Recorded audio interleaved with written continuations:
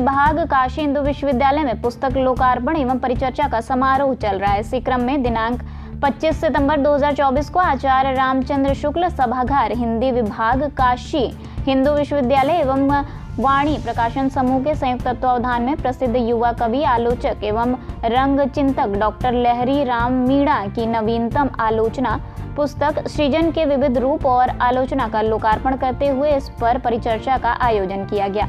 विश्वविद्यालय के परंपरानुसार महामना मदन मोहन मालवीय जी की प्रतिमा पर माल्यार्पण एवं दीप प्रज्वलन के पश्चात अपराजिता, आस्था, सगुन और पल्लवी द्वारा कुलगीत मधुर मनोहर अतीव सुंदर यह सर्व विद्या की राजधानी का गायन किया गया। लेखक लहरी राम मीणा ने अपने लेखकी वक्तव्य में स्पष्ट किया कि मैं यह दावा नहीं करता कि मैंने जो कुछ लिखा है वह पहले नहीं लिखा गया है। मैंने यथासंभव नए सिद्धांतों, विचारों एवं नए दृष्टिकोण के साथ इन लेखों को लिखने की कोशिश की है।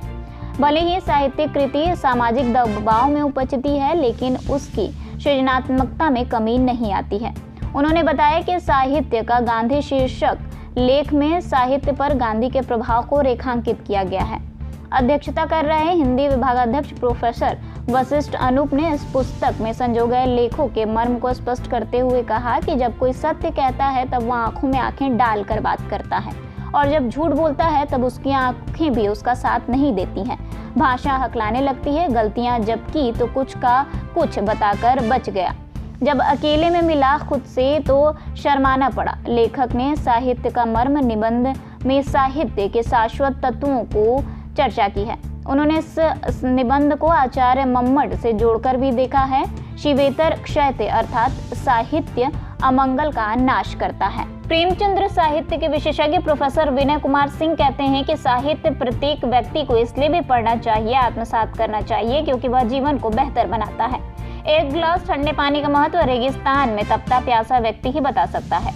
साहित्य और राष्ट्रबोध आज की तारीख का सबसे ज्वलंत मुद्दा है। लेखक ने लिखा है कि भारतीयों को एक राष्ट्रबोध में बांधने के लिए एक ही विकल्प था, भाषा। असली साहित्य वही है जो जीवन से निकले और जीवन के लिए निकले। लोक साहित्य, लोक संस्कृति प्रेम का संदेश देती है। तमाम कठिनाइयों के पश्चात भी हमारी संस्कृति रह गई, क्योंकि इसके मूल में प्रेम और विश्वास है, भारतीय आत्मा है। शासन का शोर जड़ किस तरह से उपारना है, यह लोक की ताकत बताती है। लेखक पाश्चात्य के अंधानुकरण पर खेद जताते हुए बताते हैं कि भारत की कहीं बची संस्कृति बची है तो वह गांवों में है और आदिवासियों के यहाँ बची हुई है। इन्होंने यह भी बताया कि दिखने की भाषा जिस तरह की होती है वही लिखने की भाषा भी होनी चाहिए। हरिवंश राय बच्चन ने खादी का फूल में कहा था कि बापू की छाती की हर सांस तपस्या थी। आलोचक रामधारी सिंह दिनकर साहित्य के विशेषज्ञ प्रोफेसर सत्यपाल शर्मा ने कहा कि आलोचना में नई बात कहने का आग्रह कभी कभी दुराग्रह का परिचय बन जाता है। इसके माध्यम से हम गलत निष्कर्षों तक पहुंच जाते हैं। इस पुस्तक का आलोचक इस तरह के दुराग्रह से बचा है। लहरी राम एक संवेदनशील, ईमानदार और संवेदनशील आलोचक हैं। यह मानव केंद्रित आलोचना पुस्तक है। इन्होंने जीवनानुभव पर जोर दिया है। जीवनानुभव से उपजा सत्य ही सबसे बड़ा सत्य होता है। साहित्य का गांधी नामक लेख एक ऐसा लेख है जो भविष्य के शोधार्थियों के लिए नवीन शोध विषय का मार्ग प्रशस्त करेगा। इनकी पुस्तक पढ़ते हुए दो मनीषी याद आए, अभिनव गुप्त और टी.एस. इलियट। साधारणीकरण में अभिनव गुप्त ने बाधाओं की चर्चा की है। पात्र आदि की वास्तविकता का बोध। यदि रचनाकार आपका करीबी हो तब उसका व्यक्तित्व रचना को समझने में बाधा उत्पन्न करता है, लेकिन लहरी जी की आलोचकी ईमानदार व्यक्तित्व के कारण ऐसी बाधा उत्पन्न नहीं हुई। टी.एस. इलियट ने कहा था कि किसी भी रचनाकार की रचनाधर्मिता को उसकी समकालीनता के साथ उसके इतिहास एवं परंपरा से भी जोड़कर देखा जाना चाहिए। इस समग्रता बोध को हम सृजन के विविध रूप और आलोचना पुस्तक में देख सकते हैं। हिंदी विभाग की सहायक आचार्य डॉक्टर मानसी रस्तोगी कहती हैं, इसमें संकलित लेख एवं निबंध शोधपरक है। लेखक ने साहित्य का आत्मत्व शीर्षक निबंध में आलोचक ने बताया है कि अच्छा साहित्य वही होता है जो मानव हित के साथ साथ समाज हित एवं राष्ट्र हित की बात करे।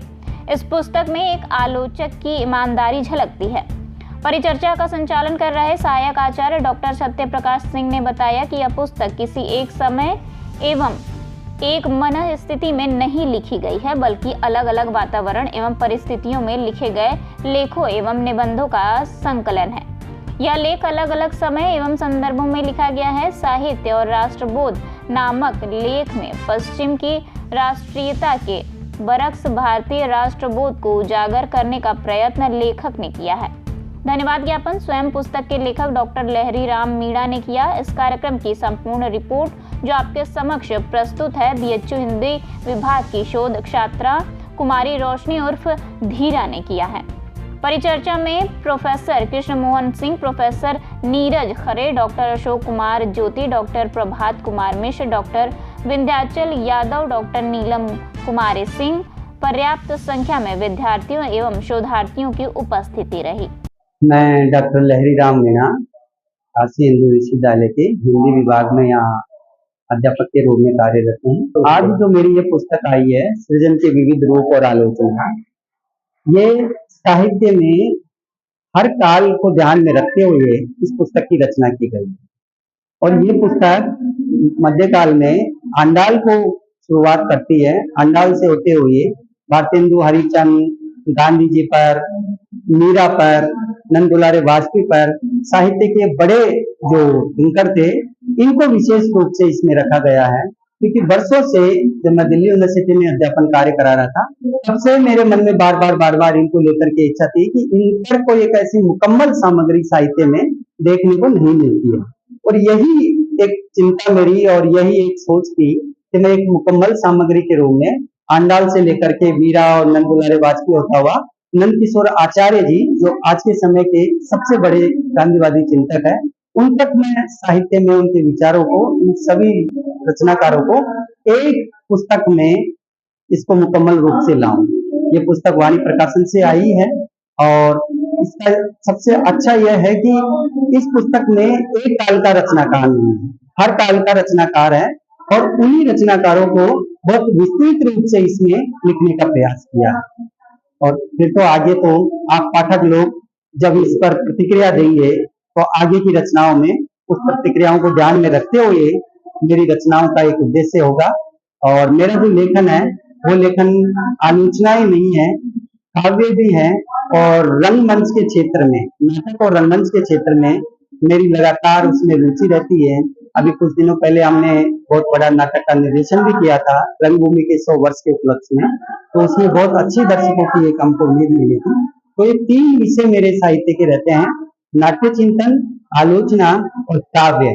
इन्हीं में मैं लगातार मेरा सृजनात्मक जो लेखन है या विषय है उसमें अनवरत रूप से मेरा प्रयास रहता है कि मैं ज्यादा से ज्यादा नया से नया अपने विद्यार्थियों को उपलब्ध कराऊं। साहित्य जगत को मैं एक युवा होने के नाते, जो एक टीचर होने के नाते, एक कह सकते हैं कि अब एक रचनाकार के रूप में मैं अपनी जो सामग्री है, अपनी जो सोच है, अपना जो चिंतन है, समाज में जो तमाम तरह की जो घटनाएं घट रही है और जो वर्तमान में जो हमारे जीवन का जो यथार्थ है, उस यथार्थ को बड़ी बेबाकी से, निष्पक्षता से अपनी रचनाओं के माध्यम से मैं जनता तक पहुंचाने का, विद्यार्थियों तक पहुंचाने का मेरा एक छोटा सा लघु प्रयास है।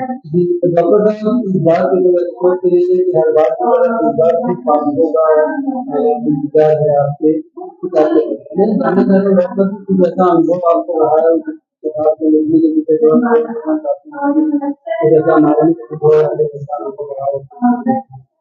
इसमें मेरे 2-3 अनुभव इस किताब को लेकर के बड़े रहे हैं।